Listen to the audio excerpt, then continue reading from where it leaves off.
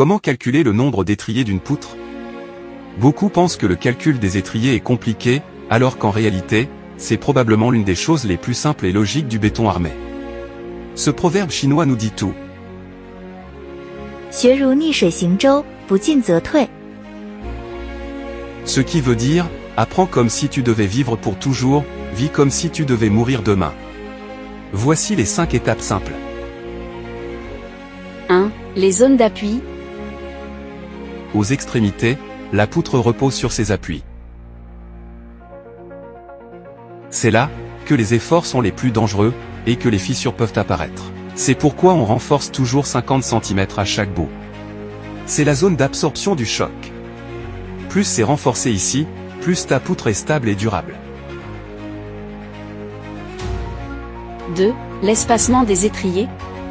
Aux appuis, l'espacement est de 10 cm, car c'est la zone la plus sollicitée. Au milieu, la poutre travaille surtout en flexion, donc un espacement de 15 cm suffit largement. 3. Découper la poutre en 3 zones. On ne calcule jamais toute la poutre d'un coup.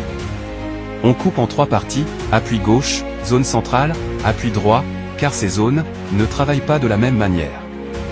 4. Exemple complet. Voici le moment que tout le monde attend, le calcul final. Nous travaillerons ici, avec une poutre de longueur, 5 mètres. À l'appui gauche. On commence par l'extrémité gauche, qui encaisse beaucoup d'efforts. La formule est, nombre de cadres égal à 0,5, divisé par, espacement, plus 1. Prenant un espacement aux appuis de 10 cm, on fait, nombre de cadres égal à 0,5, divisé par 0,1, plus 1. 0,5 m, étant la longueur de la zone d'appui renforcée, aux extrémités de la poutre. On obtient donc, 6 cadres vers l'appui de gauche. En zone centrale. Ayant enlevé 50 cm sur l'appui de gauche, et 50 cm sur l'appui de droite, on reste avec une longueur de 4 mètres, en zone centrale. On calcule donc ici, le nombre d'étriers pour la partie centrale de 4 mètres, qui travaille surtout en flexion et pas en cisaillement. La formule est, nombre d'étriers égal à, longueur centrale de la poutre, divisé par espacement.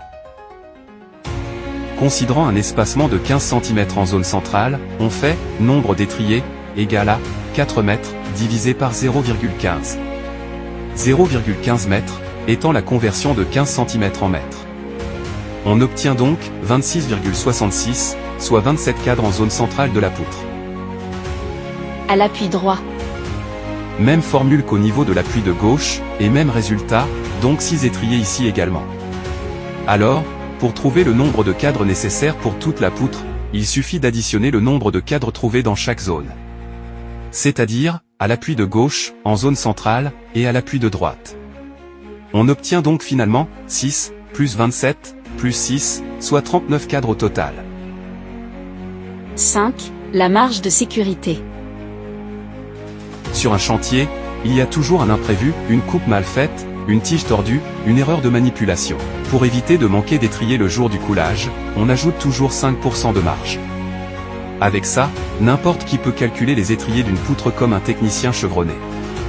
Ce n'est pas de la magie. Veux-tu voir ce type de contenu le plus souvent? Alors, abonne-toi. Kame Osaka.